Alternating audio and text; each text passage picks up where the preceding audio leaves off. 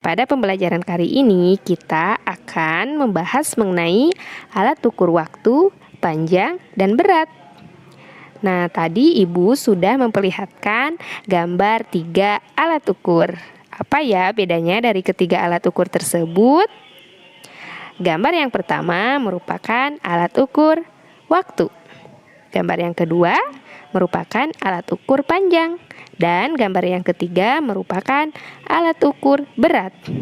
Apa ya fungsi dari ketiga alat ukur tersebut? Anak-anak, saat berangkat ke sekolah, kamu membutuhkan waktu kan? Alat ukur apa yang dibutuhkan? Ya, alat ukur yang dibutuhkan adalah jam. Jam merupakan salah satu alat ukur baku untuk menentukan lamanya suatu kegiatan. Ternyata jam yang biasa kita gunakan ada beberapa jenis loh. Coba perhatikan gambar berikut.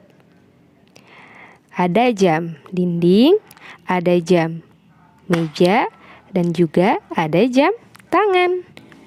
Nah, sekarang apa ya bedanya dari kedua jam berikut? Ya, bedanya terdapat pada petunjuk waktunya.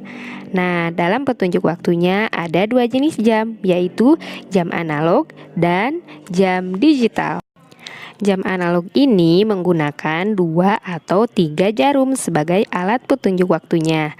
Sedangkan pada jam digital menggunakan angka untuk menunjukkan waktunya.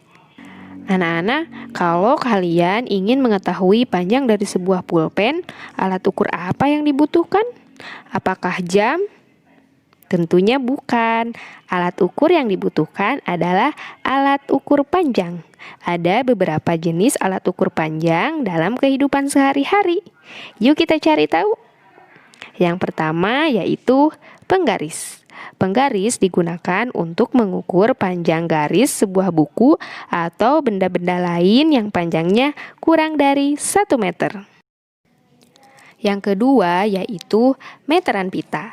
Meteran pita biasanya digunakan oleh penjahit atau penjual kain untuk mengukur panjang kain.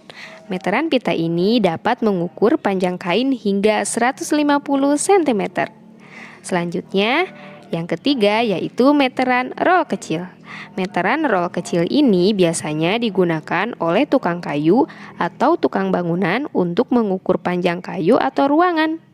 Meteran roll kecil ini dapat mengukur panjang benda hingga 10 meter. Yang keempat adalah meteran roll besar. Meteran roll besar ini digunakan untuk mengukur panjang atau lebar tanah.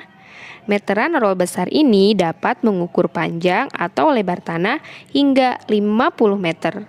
Wah, panjang sekali ya. Anak-anak, yuk perhatikan cerita berikut. Andi telah membeli buah jeruk dan juga buah apel. Tapi Andi tidak tahu lebih berat mana antara buah apel dan juga buah jeruk. Alat ukur apa ya yang harus digunakan Andi? Apakah jam? Atau penggaris? Tentu bukan.